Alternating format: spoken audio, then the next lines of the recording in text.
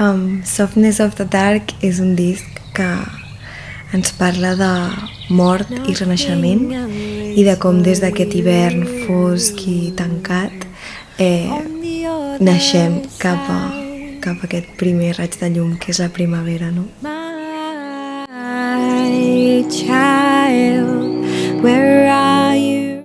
Quan tenia 16 anys vaig viure una situació d'abús, de violència de gènere, i en aquest disc parlo no tant de la situació en si, sinó del dolor que ve després, que crec que és una part molt silenciada del procés.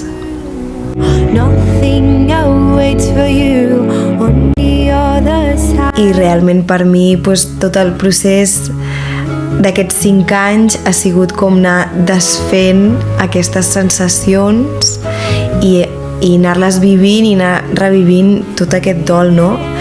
I aquest disc parla d'aquest dolor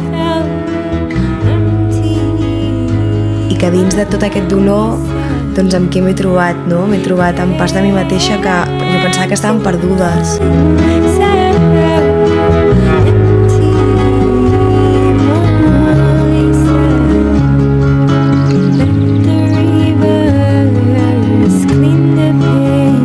I aquest disc també és per totes les persones que han viscut o estan vivint alguna cosa similar. Hi ha un final al fons del túnel i hi ha llum, i us parlo des de l'altra banda. Fa 5 anys enrere hagués pensat que fos impossible.